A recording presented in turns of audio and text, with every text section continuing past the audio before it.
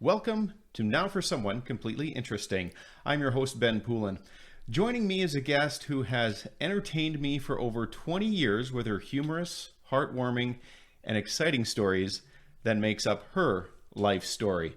I'm also forever indebted to her for making a courageous decision to come to Canada from India 55 years ago, because if she hadn't, she would not have met her husband, who at that same year also immigrated to Canada from Switzerland, and they wouldn't have had their one and only daughter, who is now my one and only wife. So I'm excited, maybe a little nervous, to welcome to the show my mother-in-law, Eileen Gross. Welcome, Eileen. Well, it's good to be here. I hope things work out good. I think they will. I think they Okay. will. If you come across the way you have over the last 20 years, this is going to be a very enjoyable experience for everyone listening. So there's so many stories that are running through my head that I want to go through. I'm sure we'll just scratch the surface, but I think it's probably best if we just start at the beginning with you growing up in India. Can we just get kind of a brief idea what that was like? Sure. So I was born in Ajmer, Rajasthan, and I was educated in Ajmer.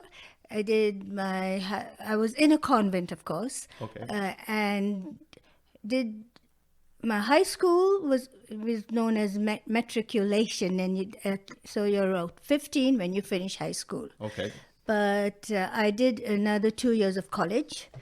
And then by then everyone of my family had moved from Ajmer to New Delhi. And so when I finished the 2 years of college, I was about 17. Okay.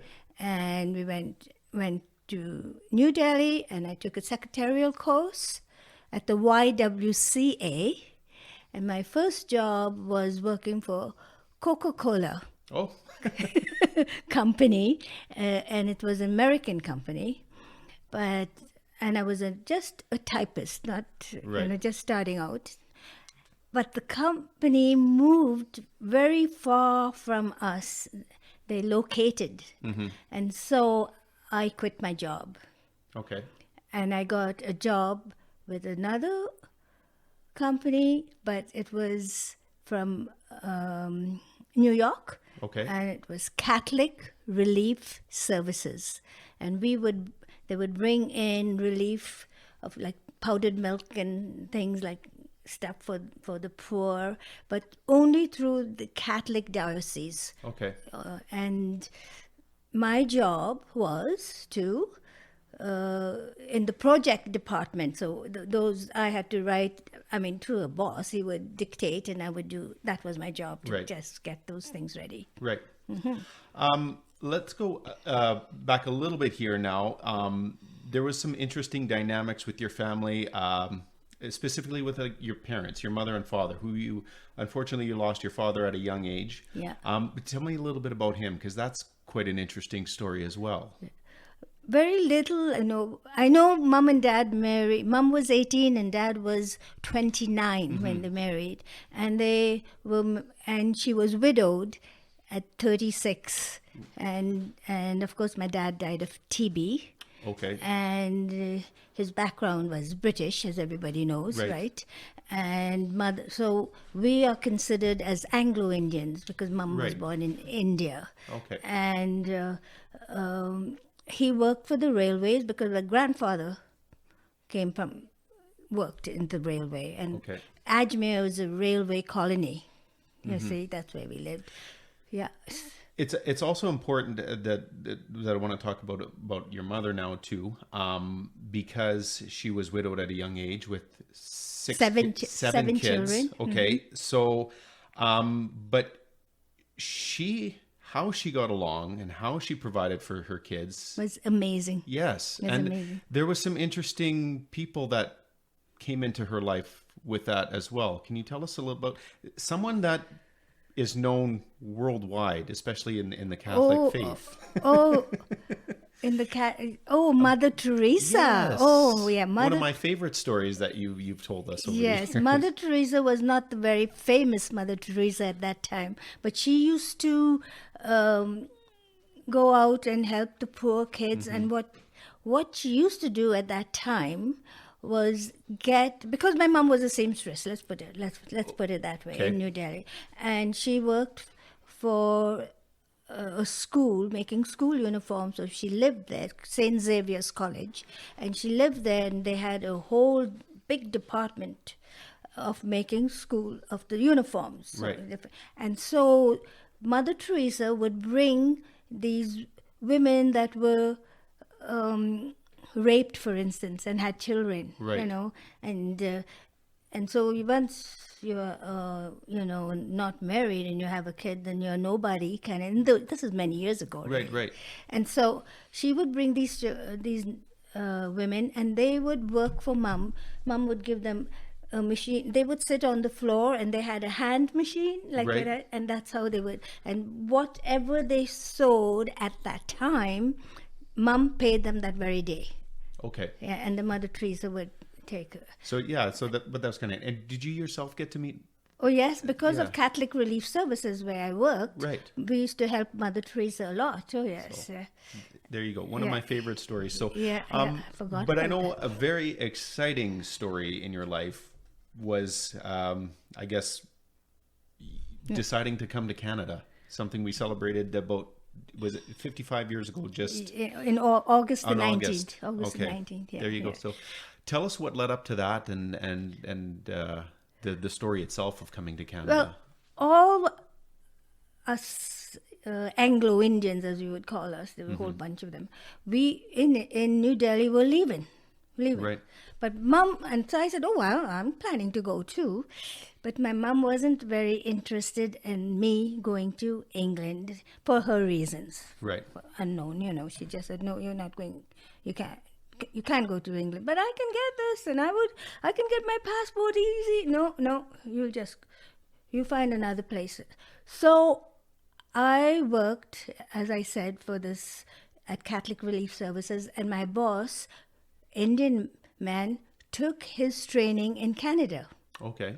And so what happened, he used to say to me, you know what, Eileen, you will do really well in Canada. People in Canada are going to like you. You're always smiling and you're always moving your hands around. You will get on very well. And that was enough for me. Mm-hmm. And so I got a friend of mine to contact her friend who lived in Banff. Okay. And that was Dave and Dee Dee Niche, and asked them if they could sponsor me. Right. And they did. Right. Yeah. So that's where you ended up when you came to Canada, was To in Banff. Well, you picked a gem of a spot. When I applied for my to come to Canada, I went to the Canadian High Commission. Okay.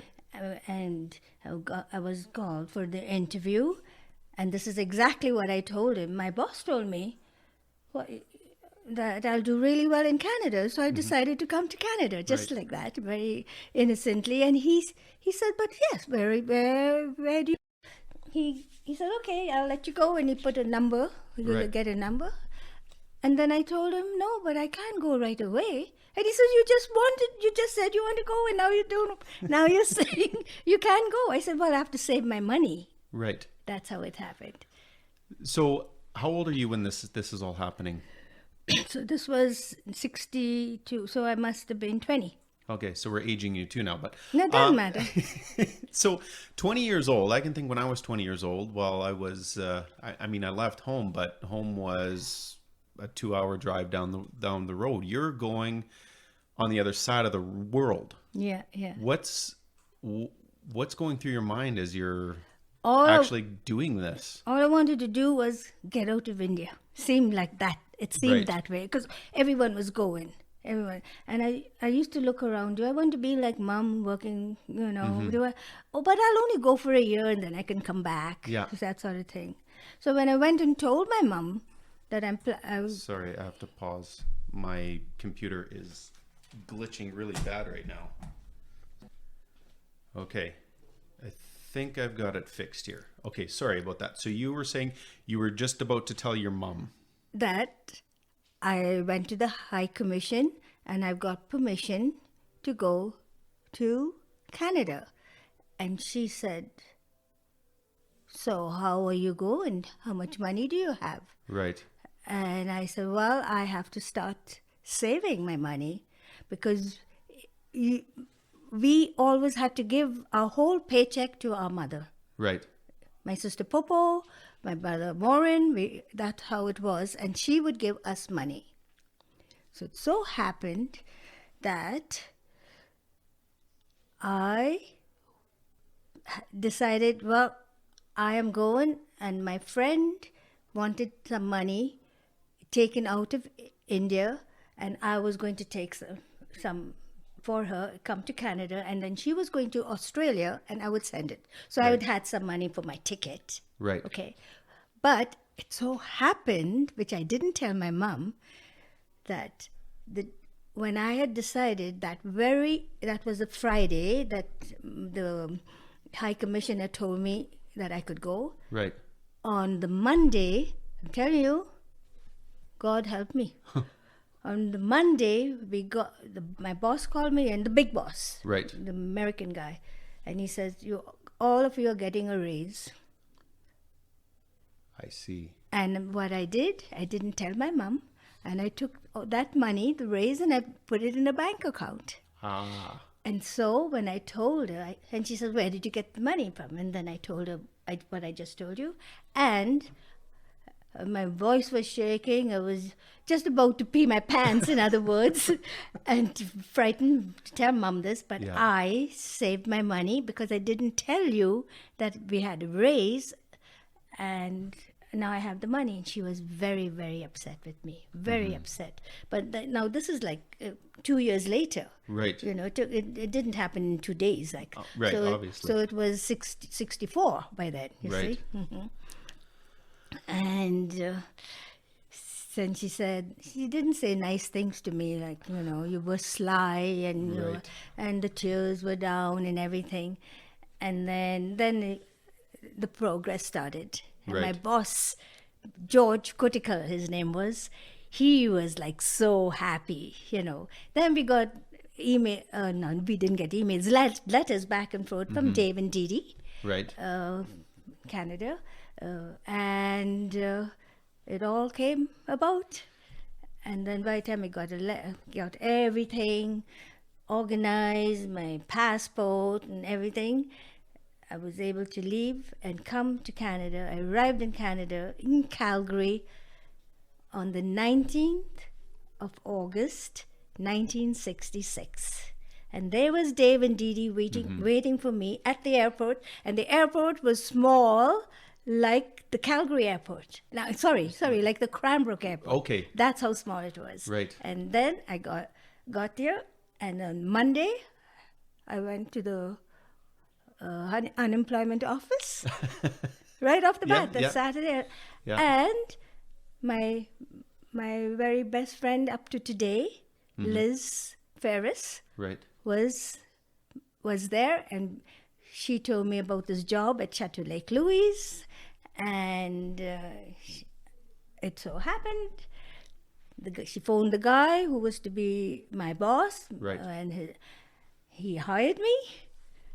So it worked. And yes, It worked out good. Worked out, and by end of August, I had a job to work at Chateau Lake Louise, and I was only in for a little while because the chateau used to close in September, but I had a permanent job, all-round job, and then I stayed in Banff and worked in the winter with reservations at Chateau Lake Louise. Wow. But not at Chateau Lake Louise, sorry, at Banff for the chateau. Yeah. Oh, okay. Banff, Okay. yeah. Sorry, yeah. So did you have any idea what kind of, I guess, scenery or how Banff was as part of the country? Because this is kind of like this is a big touristy destination. It's not really that accurate representation of what a lot of us experience as Canadians from day to day I life. knew it's in the Rocky Mountains. Right. And I can still remember writing my first letter to my mum and telling her, we always used to hear about purple mountains, and I couldn't understand what purple mountains are. Now I know what a purple mountain it looks like, Yeah. that I know what you're saying. Right. Those little things. I was very surprised the way people spoke. I Why is that? figured their English wasn't correct. You mean we have a lot of slang? Yeah, and you Yeah. would, like someone would say, I don't know nothing. Do you know that expression? Well, yeah. That I bothered use it all the me? time because Yeah. I really don't Yeah. know nothing. And yeah. We call it a double negative, right? Yeah, yeah. We would have to say anything. That's right. Yeah. And this is very funny. We were never allowed to say in the convent our name first when we were describing something. But here in Canada, they'd say me and my friend this one, or me Right. and this. And there was the saying, a donkey now doesn't use his name first. He always says he haw, he haw. And isn't that funny? Yeah. We didn't have good sayings like that. That's why we didn't learn good English growing up in Canada. It's so funny. And the swearing used to bother me. Right. Like the word, I remember writing a letter to my mom and said, even the girls, they say, and I couldn't even write it, so I wrote S-T. And that was the letter. Right. So my mom knew what I was saying, but I couldn't write it. Did Just to give you an idea. your mom ever kind of get past the initial shock of you leaving and Didn't know, never met my mom. She died before we left, Oh. and before I got to see her again. Right. Never talked to her because she never had a phone. Right. Although no one had phones in those Right. days. Yeah. right? Yeah. Communication was not as easy as it is for us And too. So. she wasn't a good letter writer. So honestly, years later, I asked if there was any letters of mine that Mum had kept, Right. because it would have been a real good diary Yeah. for me. But there was nothing. Yeah. Right. Yeah, because you would have been documenting, like telling her what's going on. All these and- stories. Yeah. How long did you live in Banff for when you came to Canada? Because you also ended up, I know you ended up working in Edmonton for a while. Yeah. No, I finished. Okay, I worked the whole year in Banff. Right. So 66 and 67 September I quit because I wanted to go to the city. By then I had friends and everything, you see. Yeah. And I quit, and the people who sponsored me, the niches, they knew I went to Calgary, and they rented what would I say, a small apartment for $90 a month. Nice. Yeah, everything included. Can't even get a hotel room for under a By $100. then, I had known so many people, and I've met Kurt at Chateau Lake Louise. You know, yeah, Are we allowed to say his name on the? yeah, oh sure. Okay. He said he didn't want to be talked about. I thought he. No, he doesn't Kurt- want Kurt to is- be interviewed. So yeah, so let's. Kurt is your husband. So you guys met in Banff, Yes. correct? Yeah. So at Chateau Lake at Louise. Chateau Lake Louise. But I have to tell you something at Chateau Lake Louise, and it's because now with this discrimination of people and color and everything, Yeah. at Chateau Lake Louise, I was the only brown-skinned girl, Right. as in staff, right? Okay. And they called me the chocolate dolly. And it was like a little pet name. Right. They liked me, and because I always smiled and yacked away when people. And where did you learn your English? Oh, in India we spoke English. Right. Things like that. Yeah. Yeah. And so I just thought I'd bring that in. So, but That's actually, I didn't know that was a nickname there for you, but yeah. we might bring that up down the road. Yeah, that's it. And so, how did I meet my husband? Yeah. Okay, he was a chef, Okay. and I was in let's put it this way, head reservation secretary. That only in reservations. Okay. Then we had the manager's secretary, and then there was the accountant secretary, and we secretaries got to eat in a special place, not in they called it the beanery, but that's like a cafeteria. Right. All the rest of the kids. So it was like kind of top.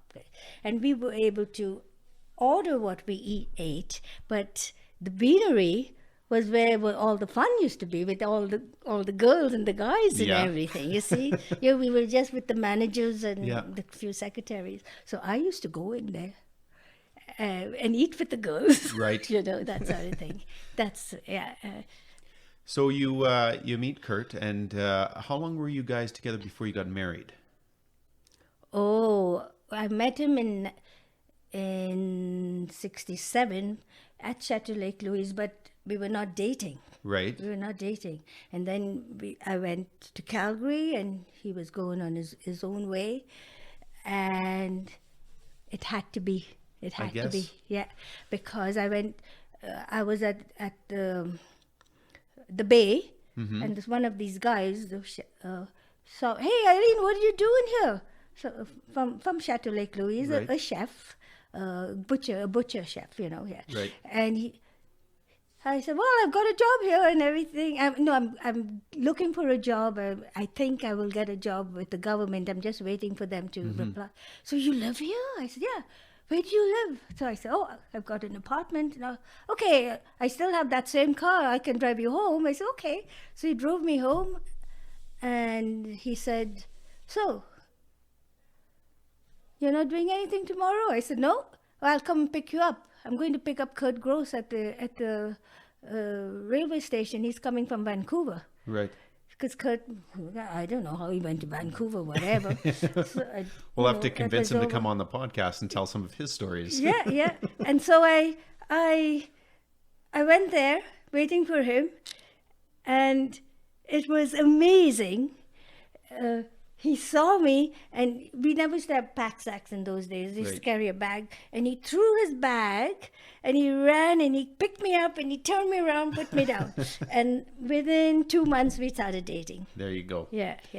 And that's kind of important to how my life pans out. So you guys, you dated for a little while. Yeah, and in 1970 we married. Got married. Yeah. And you settled in Kimberley, BC. Yeah, a little gem in the Rocky Mountains that I often gets overlooked, and I'm kind of glad it does, because it has all the amenities of a tourist destination without those crowds. So for skiing and everything that. But I may be letting the cat out of the bag, and every once in a while we run into some people who are very familiar with it, and then the same thing. So it's been a kind of a real pleasure that you get to your experience in Canada it always seemed like kind of a bit of a holiday, right? Because you always, I mean, people pay big money to go to these destinations.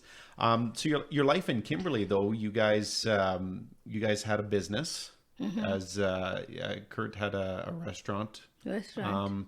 You ran a daycare yourself. Yeah, many years later, though. Yeah. When our daughter was, because once our daughter was born, once Monique was born, Kurt and I had decided, once we have children, I will not work. I'll stay at home and raise the kid.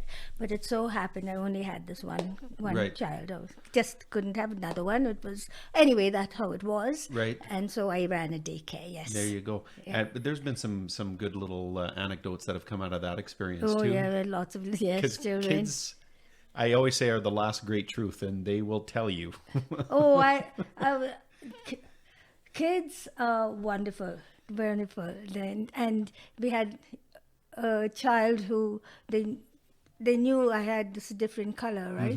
Yeah, and of course I told them that's the color of my skin. So if anyone who was new and came there, and they said, "Oh, you're brown. That's the color of her skin. That's it." Like, right off the bat, like, she's Eileen. But I was the first dark-skinned girl in Kimberley. There you go. Yeah. So it was in '69. Unusual for kids to see that have never seen it before. But I know, is there a couple of stories that kind of stick out for you over the years of running the daycare with something? Yeah, I don't know what I could tell sometimes if it was good.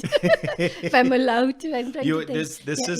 This is a free for all show. So whatever. And if you don't want to incriminate, because I know a lot of those kids are grown up now, and if they ever listen to this, maybe they'd be a little bit embarrassed. But but if you is there, trying to think of something right now, right off the bat? there was stories that I know there's so many I've heard over the years, and that there's, what about there's the one you always had about the kids arguing over how to pronounce the word yellow. Okay, that I could tell you that story. There you go. Okay, so this little girl, she had a yellow rain jacket, Okay. brand new, and her name was Mallory. I don't mind saying her name, but I won't say about that. And there were two other little boys liked Mallory, and they were rubbing her, and they said, Eileen, Mallory has a yellow jacket. And the other one says, it's not yellow, it's a yellow or something like that. So yellow and yellow. And then this little boy, he used to stutter. And he said, Eileen, he's saying hello, and he's saying hello, and it is yellow. It was like so sweet. Yeah, so sweet. Yeah. I forgot that. Yeah. I forgot that. No, yeah. that's that one it was always a standout with that. And of course, one of your favorite kids that you had over the years has played another role in our lives. He was a ring bearer for our wedding there. Philip Sorensen. Yeah, so I mean, it's a lot has developed of that. That's obviously why I wanted to bring you on the podcast too, because it has a lot of meaning for my life. Is there, how would I word it? From all the experiences of coming to Canada, raising a family, running a business, is there like one thing that stands out as, kind of I have to say, I would like to mention a few people Sure. who I loved so much and who Absolutely. did so much. Besides Dave and Dee Dee, who sponsored me to Canada, and they're still in my lives. They never forget me. They're very proud of what I've done. Yeah. Okay. And then I did work for the federal government, as you know. Right. And from Calgary, when it closed, I went up to Edmonton because transferred. It wasn't closed. They transferred into Right. Edmonton, and my boss was Mr. Pettibone. Right. And he was a lovely, lovely man. Yes, Yeah. yes. And Who I was fortunate enough to meet there before he passed away, and that was a guy that is too bad because he had some really, really good stories. A really keen historian of the area and everything, and knew a lot and had a lot of and he passed away. And money was left for me, and he and I do know when Kurt came to marry me, he called Kurt in the office. Right. And up to today, I don't know what he told Kurt. So he kind of took on a bit of a dad role there. Yeah, for you. He used to take me home. They had no children. Right. Yeah. So I was a secretary, and but it was a different type of relationship. His wife and me. Yeah. And he and his wife visited us in every home that we were in Kimberley. Wow. He did. Yeah. I'd really liked him very much. Yeah. Very special man. Anybody else that comes to mind that you want to mention? Like, I mean, there's a lot of people. There's lots of Yes. people, yeah. I mean, I'd really like to mention Hans Hammaker. He was Kurt's first friend. yeah, The very first day Kurt arrived in Canada, and he was always with Kurt and me. We were three all the time together forever. Yeah. And he passed away a year. 2 years ago, just about 2 years just now, about 2 so, years, yeah. It was very, very special. and then and that he was of course too a business partner with the restaurant. and Right. had some, A chef.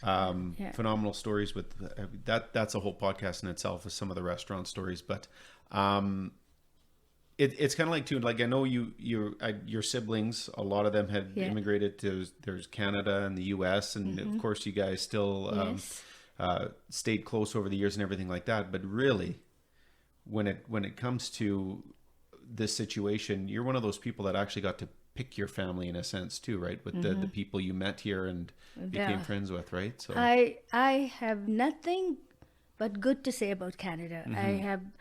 I've had very good friends. People have always been good to me. I cannot say that I was discriminated. Let's put it that way. I really cannot say that.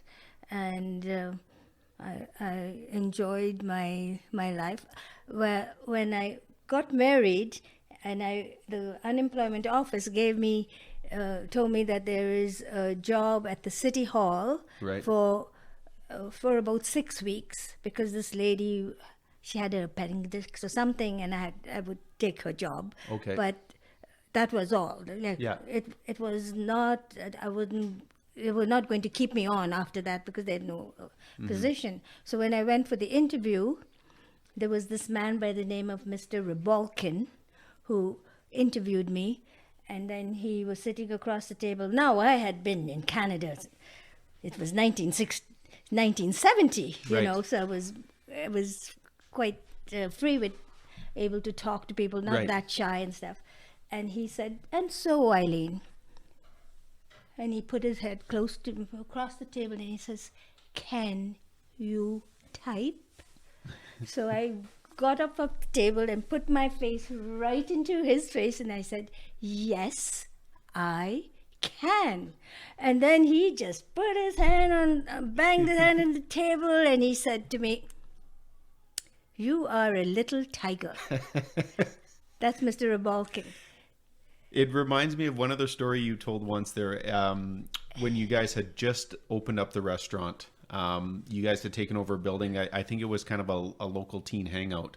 And so there was some residents were a little bit upset about this, and you had been stopped on the street, and I think a young gentleman. I went, see, when Kurt and I decided to get married, so I quit working, but we're not ready to get married, but Right. he asked. So, okay, so I'll come to Kimberley and see how it is. Right. But then they were too busy. Right. So Heidi Scheidegger, that's the other partner's wife, at that time, girlfriend, yeah. we went to Switzerland, and we went to Switzerland from the month of May to the month of September. Right. So when we came back, I went to the local place to get all my pictures, because you used to develop pictures in those days, Yes. right? Yes. And when I was coming through, there was these 3 teenagers, and they had these bomber jackets on and stuff. Yeah. I still remember they looking down at me. Everyone looks down at me, right? Because Right, I'm so right. tall. In a nice way. Anyway, and this one guy, he looked at me and he said, at that time our restaurant was known as Europe Dining. Right. Right. And then and he said to me, and he had dark rimmed glasses, and he had dark hair, and he said to me, "Do you know what Europe dining food tastes like?" I was petrified. I was scared. And then I didn't know what to say. Right. And he put his face right into my face, like bent down. I thought he was going to spit in my face or Jeez. something. And he says, "It tastes like shit," he said. Then I was able to say it. For many years ago, I couldn't say it, right, the word. And then I thought, again, I'm telling you, the Lord was in my head. I tell you, I said, "Well, I wouldn't know, because I've never eaten shit." How did I know that? I don't know. It just came to it. So that's the I think story. part of the story is too he got chirped by his friends after Oh that as yeah, well. the girl and that guy. She turned around and she bent down. I would love to meet. I always said I would love to meet this person. Yeah. So- But he must have been in grade 8, 10, 12. Right, You know. right. Yeah. No idea who he was though, eh? Oh, I wish you knew. Oh. Wish you knew. All right. Well, thank you Yeah. again so much. I think that's something we'll have to do again, because there's a ton of stories here that we could go through. But what I've been doing now, and obviously I know you're a dedicated listener as well, and I always ask, and you may have already said a name there, but if you could think of someone who is completely interesting that you would like to hear on this podcast, who would you recommend? I think there's 2 people I'd like to. Okay. Our golf pro. Okay. Simon Jones. Okay, yeah. Yeah. And then there is this young man his name is Duncan McLeod, Okay. who is very involved with this new school that's coming up. Oh, in Kimberley. In Yes, Kimberley, kind of like yeah. a sports academy type of Yeah, school. and all, Yes. yeah, and so he